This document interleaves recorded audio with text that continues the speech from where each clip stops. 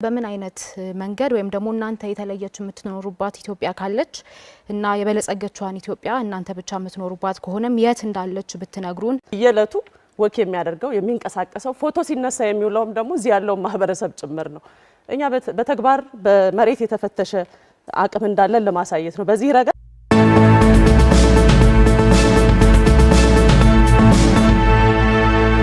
ክቡራን ተመልካቾቻችን የከተማ መሰረተ ልማትና ዲጂታል ኢኮኖሚ ርዕሰ ጉዳይ ላይ አራት ተፎካካሪ ፖለቲካ ፓርቲዎች እዚህ መድረክ ላይ ተገኝተው የተለያዩ የፖሊሲ አማራጮቻቸውን እያቀረቡ ይገኛሉ። ክርክራችን አራተኛው ምዕራፍ ላይ ደርሷል። የፖለቲካ ፓርቲዎች እርስ በርስ ይጠያየቃሉ። ለሁሉም የፖለቲካ ፓርቲዎች ለእያንዳንዳቸው ሁለት ደቂቃ ተፈቅዷል። ካሁን ቀደም ንግግር ሲያደርጉበት በነበረው ቅደም ተከተል ይቀጥላሉ። ትብብር ለኢትዮጵያ አንድነት ወይዘሪት ሚስጥረ 2 ደቂቃ አለዎት፣ መቀጠል ይችላሉ። አመሰግናለሁ ዳዊት። ማነሳቸው ጥያቄዎች ኮንቴክስት ላይ ቤዝድ ያደረጉና ሬቶሪክ የሆናቸው አብዛኞቹ፣ ስለዚህ ኮንቴክስቴን እስከገነባ ድረስ እንድትታገሱኝ ጠይቃለሁ። የመጀመሪያው ለብልጽግና ነው የማቀርበው። አሁን ላይ ያለው የኢትዮጵያ መልክ እንደምትሉት እድገትና ብልጽግና አይደለም ብለን እናምናለን። ምክንያቱም በሀገሪቱ ጦርነት፣ መፈናቀል፣ ወጥቶ መግባት አለመቻል፣ ከድህነት በታች የሆነ ድህነት፣ ሰርቶ ማግኘት ወይም ክፍያ ማግኘት አለመቻል የኢትዮጵያ አሁናዊ ሁኔታ ሆኖ ሳለ በምን አይነት መንገድ ወይም ደግሞ እናንተ የተለየች የምትኖሩባት ኢትዮጵያ ካለች እና የበለጸገችዋን ኢትዮጵያ እናንተ ብቻ የምትኖሩባት ከሆነም የት እንዳለች ብትነግሩን። እድገትና ብልጽግና ነው ትላላችሁ። በአንጻሩ ጦርነት፣ መፈናቀል፣ ሰርቶ ማግኘት የማይቻልበት ከተማ ነው የሚል በተደጋጋሚ አንስተዋል። እኛ ምንም እንኳን የሰላም መድረክ ባይሆንም ከመሰረተ ልማትና ከዲጂታል ኢኮኖሚ ጋር አያይዤ ለማንሳት ሞክራለሁ።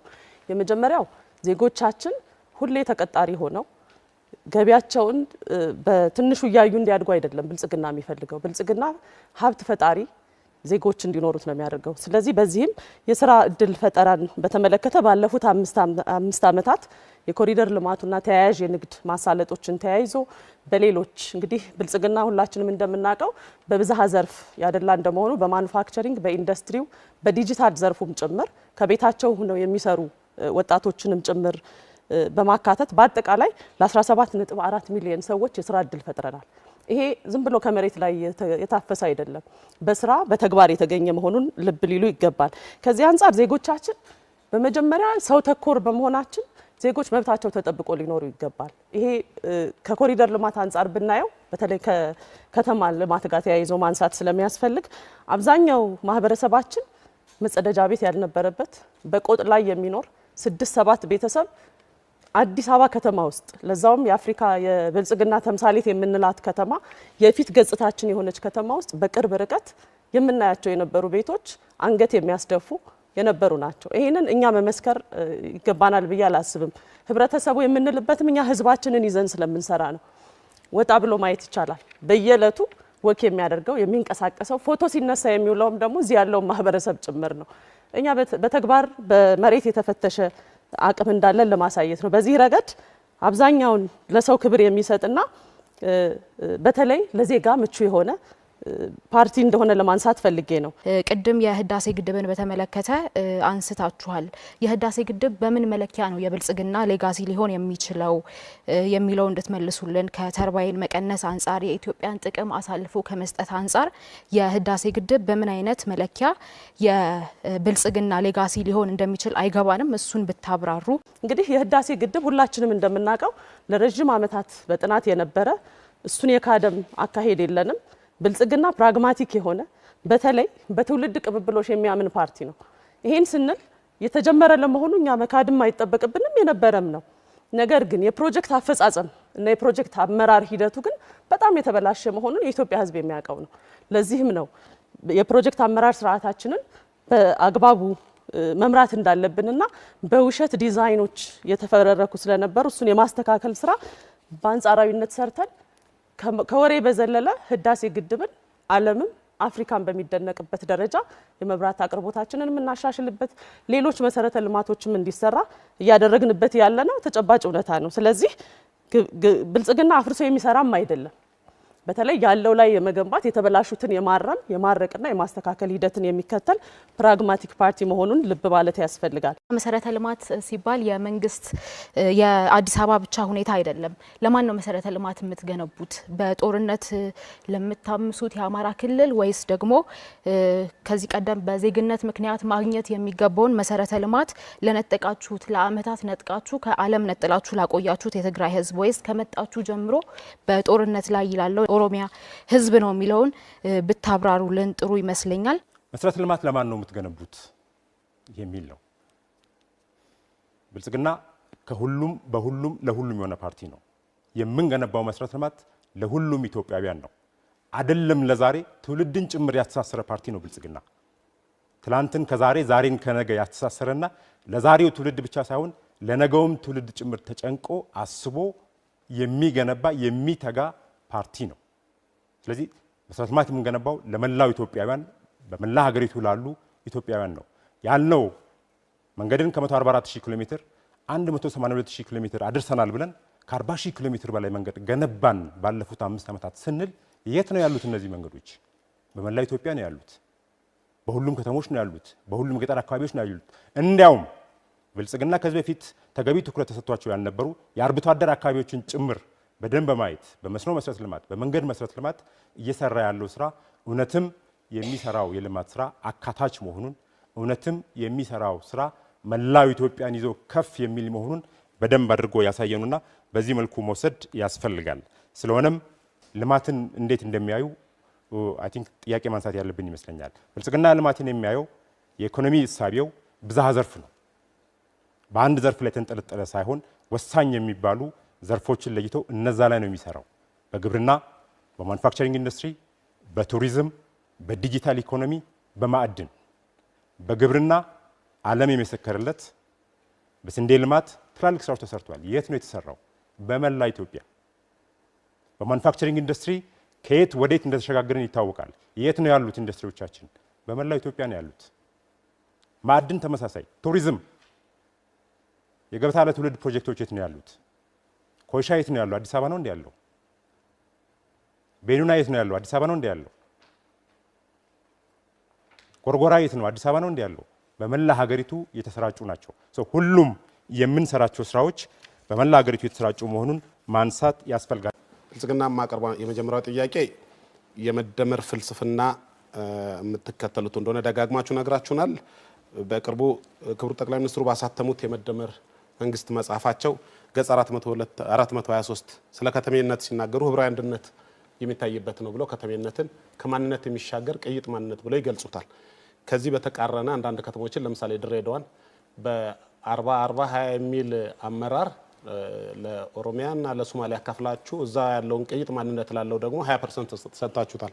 ይሄን የሚጋጭ ማስታረቂያው ግልጽ አይደለም። እሱ ብቻ ሳይሆን በዚሁ መጽሐፋቸው 402 ላይ የማንነት ፖለቲካ ለከተሜነት እንቅፋት መሆኑን ከመጥቀሳቸውም በላይ አግላይ አለመግባባት የሰፈነበት ከዚህ ማንነት ላይ የሚያተኩር አሰባሳቢ ካልሆነ ፖለቲካ መውጣት አለብን ብለው ይጽፋሉ።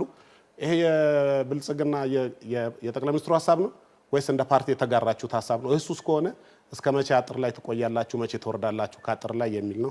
የመደመር ፍልስፍና ጋር ተያይዞ የተነሱ ጥያቄዎችን ለመመለስ ያክል እንግዲህ ህብረ ብሔራዊ አንድነት ስንል ቅድም እንዳነሱት ድሬዳዋ ላይ የተነሳውን ጨምሮ እኛ የማንክደው በተለይ ታዛቢና ተሳታፊ የነበሩ ክልሎች ጭምር አካቶ በፓርቲያችን መሪነት ጭምር በክልሎች የህብረ ብሔራዊነትን እያስተናገድን ያለንበት ነው። ይሄን ለማንሳት ያክል መሰረተ ልማትን አጠቃላይ የኢኮኖሚ የዲጂታል ኢኮኖሚ ተጠቃሚነትን በሁሉም ክልሎች በሁሉም ዘርፎች እየሰራን እንደሆነ ልብ ሊሉ ይገባል። ስለዚህ የፓርቲያችን ፕሬዝዳንት ሲያነሱ የነበረው በዋናነት የማንነት ፖለቲካን አግላይና አሰባሳቢ ያልሆነ ነው የሚለው ይሄ ከእውነታ የራቀ ነው። እንደ ብልጽግና የሰራነውና የምንሰራውና ያነሳ ነው።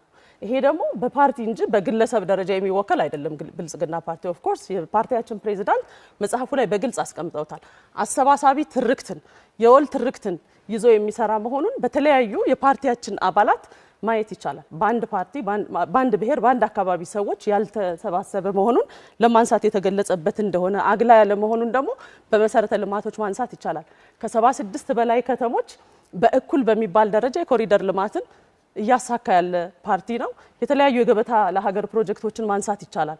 ይሄ ባለን የኢኮኖሚ አቅም ልክ ተደራሽ እያደረግን እንዳለን ማንሳት ያስፈልጋልና የመደመር መጽሐፍን ስንረዳው ከአራቱም ቨርዥኖች እያስተሳሰሩ እየኖሩ ማንበብን ይጠይቃል። በተግባር እየተገበሩ መስራትን ይፈልጋል ብዬ አስባለሁ። ለብልጽግና ጥያቄን አቀርባለሁ። ፊክስድ ብሮድባንድ ፔኔትሬሽን ወይም የመደበኛ ባለገመድ ኢንተርኔት አገልግሎትን በገጠራማና ዝቅተኛ ደረጃ ነዋሪዎች ባሉበት አካባቢ ማለትም አንሰርቭድ ኤሪያዎች ላይ 1% ብቻ ፔኔትሬሽን ወይም ተደራሽነት እንዳለ ይታወቃል። ስለዚህ ጉዳይ ላይ ተደራሽነቱን ለመጨመር ምን አይነት እቅድ አላችሁ? እንዲሁም ከተደራሽነቱ ባለፈ አፎርደብል ወይም ኪሳቸውን ያማከለ እንዲሆን ምን አይነት ስትራቴጂ ቀርጻችኋል? እንግዲህ ሁላችንም የምናነሳው ነው የዲጂታል ዘርፉ ይዞልን የመጣው አንድ ማህበረሰብ ከመፍጠር አንጻር ትልቅ እድል እንዳለ ሁላችን እናምናለን። ይሄን ገበሬዎቻችን ሊመሰክሩ ይችላሉ። የኢንተርኔት ተደራሽነት ባይኖር ገበሬዎች ባሉበት ቦታ ምርቶቻቸውን ገበያ የማጥናት ተደራሽ የማድረግ ጭምር እድል ሰጥቷል። በዓለም የጂኤስኤም መረጃንም ብናይ እንደ ሀገር የኢትዮጵያ የታሪፍ በተለይ ክፍያን በተመለከተ ላነሳሽው እህቴ ጥያቄ ምን አይነት እቅድ አላችሁ ለተባለው ተደራሽ በማድረግ ረገድ ሁላችሁም እንደምታውቁት በአነስተኛ ወጪ አገልግሎት የሚሰጥ ኢቭን በፕራይቬታይዜሽን ያስገባ ነው ሳፋሪኮም ጭምር ከሚያስከፍለው በአነስተኛ ክፍያ የሚያስከፍል መሆኑን ልብ ሊሉ ይገባል። ሁለተኛ በጂኤስኤም መረጃ በዓለም ካሉ የቴሌኮም አቅራቢዎች በሶስተኛነት ነው የምንገኘው። ይሄ በዝቅተኛ በማስከፈል ማለት ነው።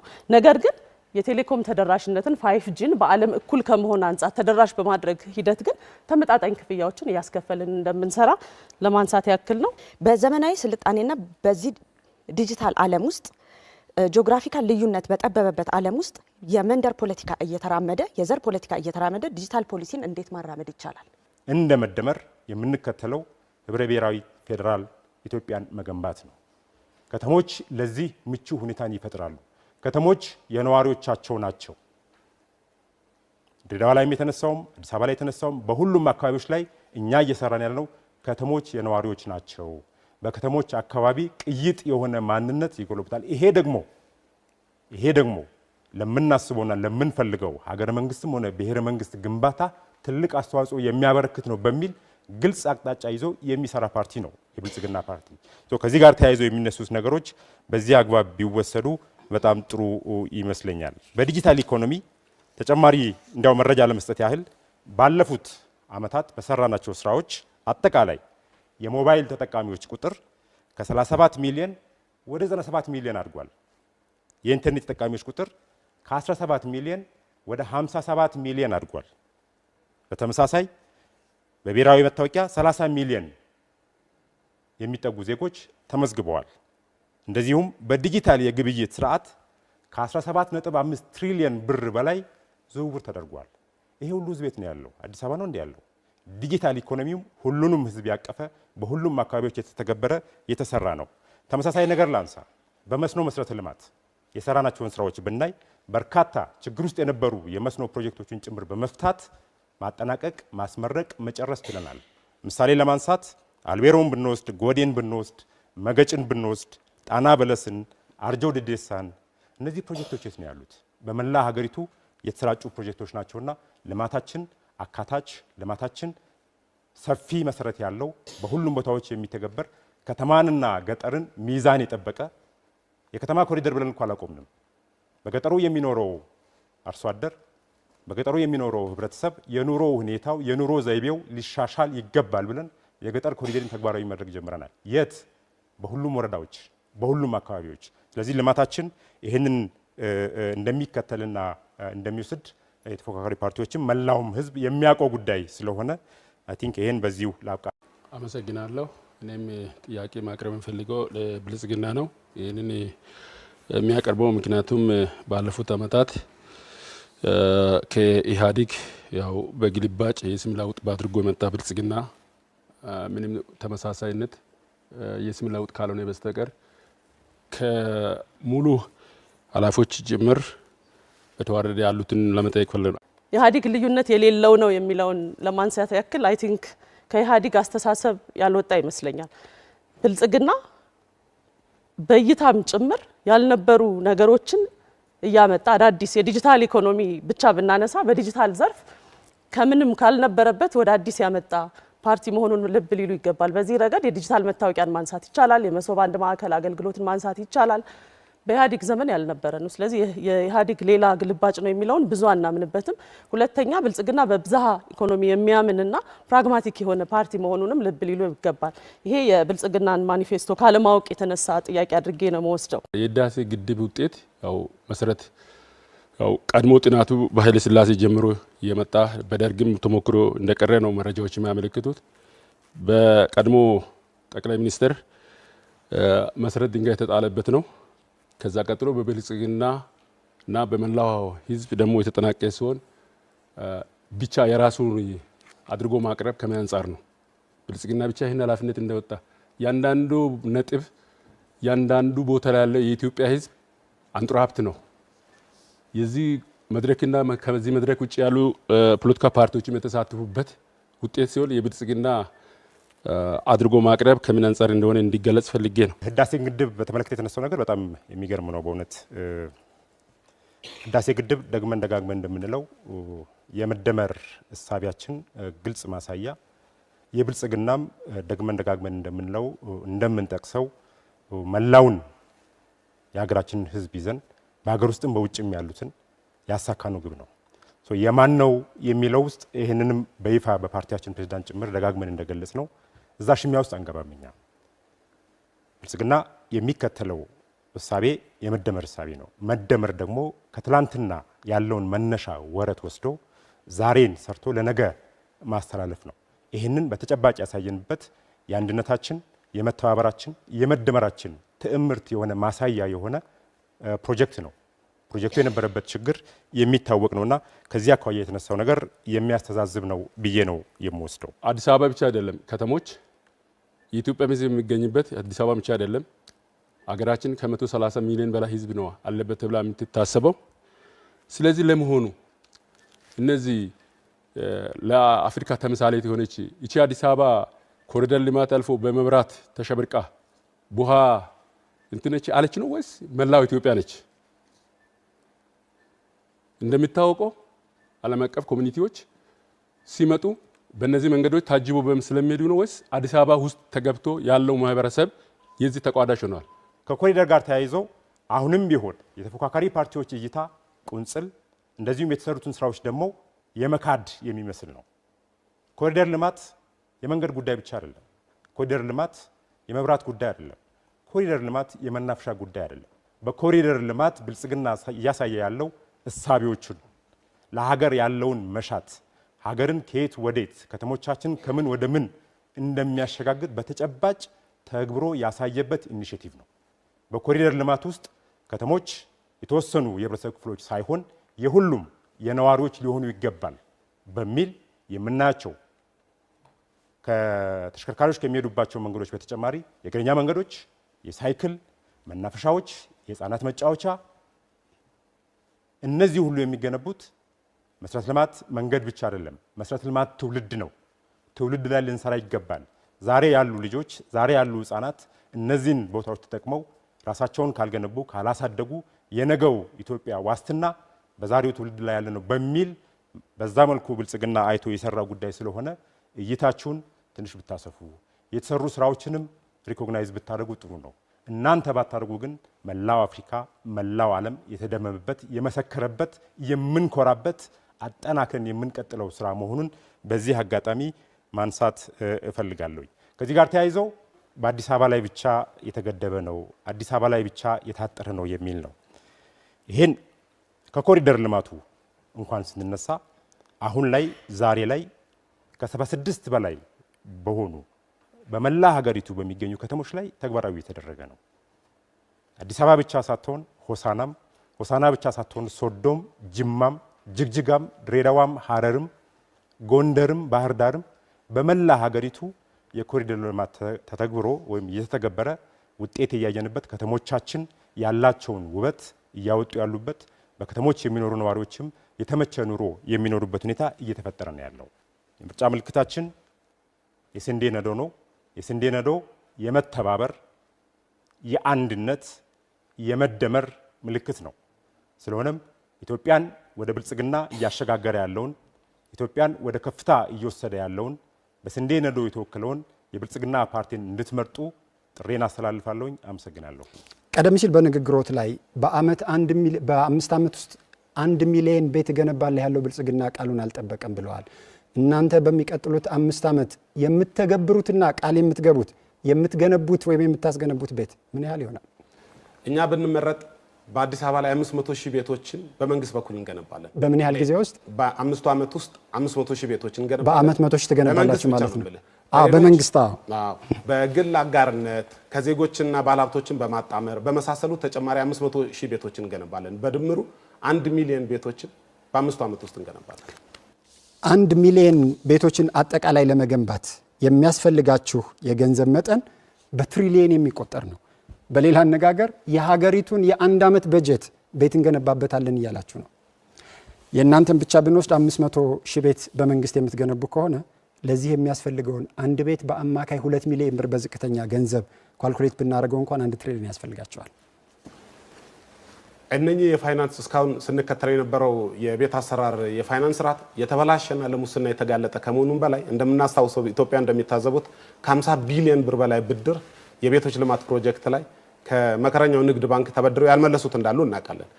መንግስት ስትሆኑ ሄዳ እናንተንም ይጠብቃቸዋል። በጣም ጥሩ። እኛ ይሄን የምናስተናግድበት የተለየው መንገድ ምንድነው? እሱ የቤቶች ልማትን ብቻ የሚመለከት ሞርጌጅ ባንክ እናቋቁማለን።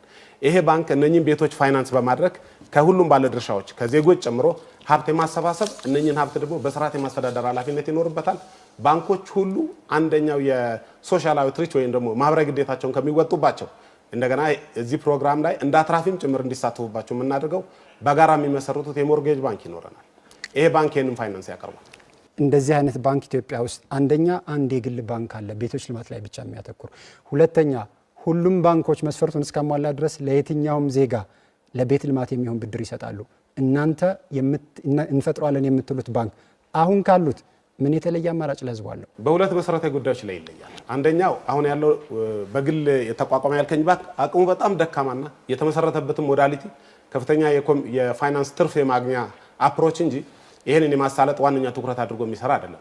ሁለተኛው ደግሞ እንዳልከኝ ሌሎች ባንኮች እንደሚያበድሩ እናውቃለን። የሚያበድሩበት ግን ኮሜርሻል ሎን ወይም ደግሞ ትርፍ ማግኛ አድርገው የሚያስቡበት። ስለዚህ እናንተ ምን አይነት ብድር ነው የምታመቻቹት? እኛ የምናመቻቸው ሌሎቹ በአክሲዮን ሼር የሚያደርጉበት ሞርጌጅ ባንክ በብዙ ሀገራት ባደጉት ሀገሮች ተሞክሮ ትርፋማ መሆኑ የሚታወቅበት ይህንን ችግር መፍቻ መንገድ የዜጎችን የቤት ችግር ለመቅረፍ ብቻ አተኩሮ የሚሰራ በዝቅተኛ ወለድ የሚሰራ ባንክ ነው። ምናልባት የወለዱን ተመናው መናገር ይችላሉ? አንችልም።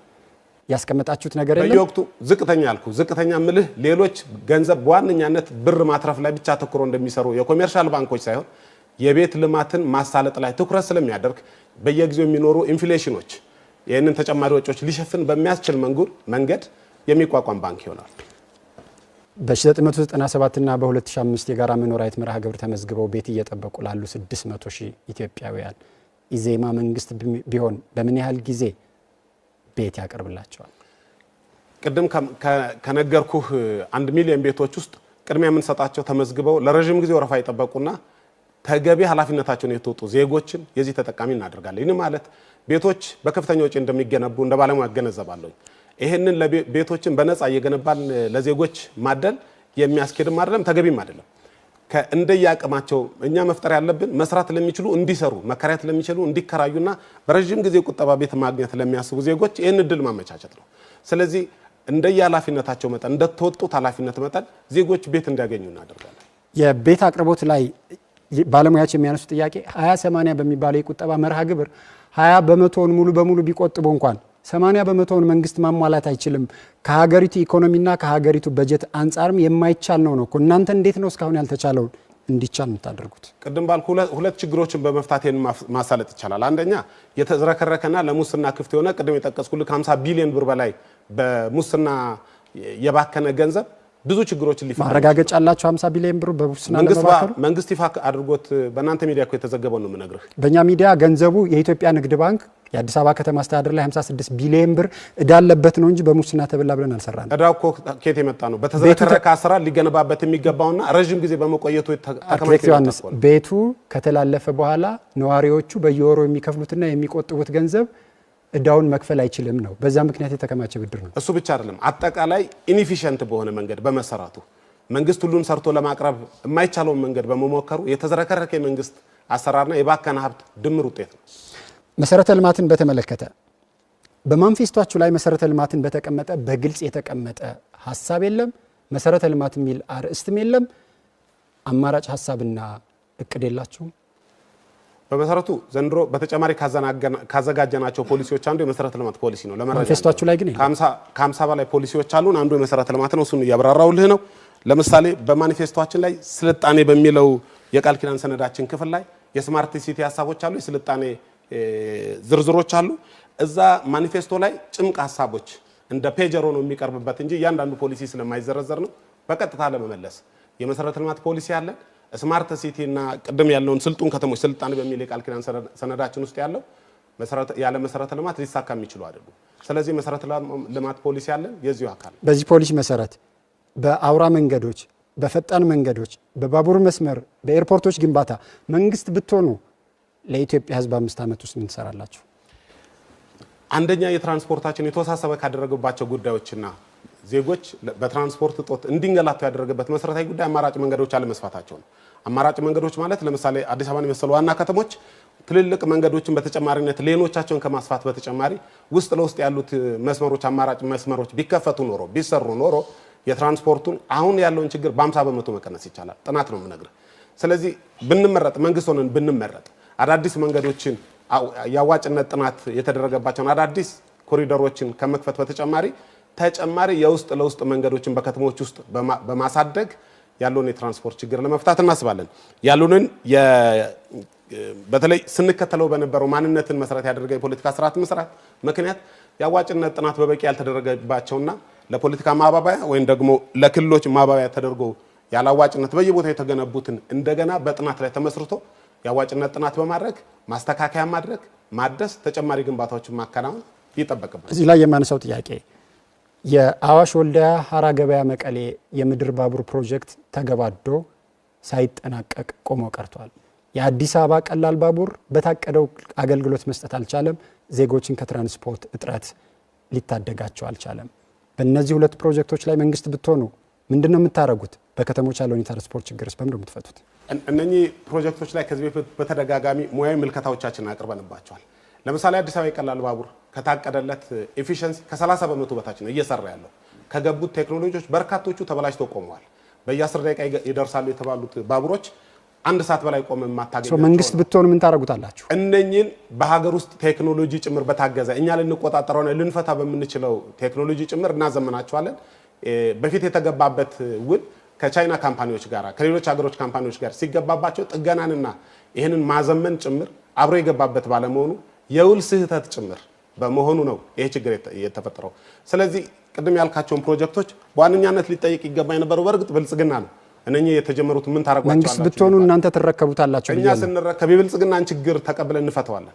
የምንፈታበት መንገድ ቅድም እንዳልኩ ያዋጭነት ጥናት፣ የተዝረከረኩ አሰራሮችን ማረምና ቅድም ያልኩትን ከውል ጀምሮ የተገባባቸውን የቴክኖሎጂ ጉዳዮች በመፍታት ይሆናል። ዲጂታል ኢኮኖሚ ኢትዮጵያ ውስጥ ለመገንባት መሰረታዊ የሆነ አቅምና መነሻ አለ ብላችሁ ታምናላችሁ? ይሄንን ባልደረባይ እንድትመልስ ሰዓቱን እንድታቆምልኝ ጠይቃለሁ። አቅሙ እና መሰረተ ልማቱን ለማሳለጥ የሚያስችል በቂ አቅም አለ። ይሄንን ስል የዩኒቨርሳል አክሰስ ፈንድ የሚባል በፍሬምወርክ የተዘጋጀ ከ4 ዓመት በፊት የነበረ እቅድ አለ። እሱም መሬት ላይ አውርዶ በመስራት ብቻ አሁን ያልከው ተደራሽነት ማድረስ ይቻላል። ይህም ማለት ምን ማለት ነው? የአትራፊ የሆኑ ኮሚኒኬሽን ላይ የሚሰሩ የቴሌኮም ድርጅቶችን ተሳታፊ በማድረግ የተወሰነ ትርፋማ የሚሰሩበት ቦታዎች ላይ ኮሌክት በሚያደርጉት ገንዘብ ተደራሽነት የሌለባቸው ወይም ሩራል ኤሪያዎች ላይ ተደራሽ ማድረግ ይቻላል። ገንዘቡ ፈንዱ ከሱ መገኘት ይችላል። ስለዚህ ኦፕሬተሮች ላይ እናንተ ፈንዱ ላይ እንዲያዋጡ የምታደርጉት ገንዘብና የምጠይቁት ይኖራል። ትክክለኛ ዩኒቨርሳል አክሰስ ፈንድ ማለት ትርጉሙ ባይ ዴፊኒሽን እሱ ነው። እሺ፣ አመሰግናለሁ። ክቡራንና ክቡራት፣ ሁለተኛው ዙር የፖለቲካ ፓርቲዎች ከዚህ ከመድረክ ለቀረበላቸው ጥያቄ ምላሽ የሚሰጡበትን አጠናቀናል።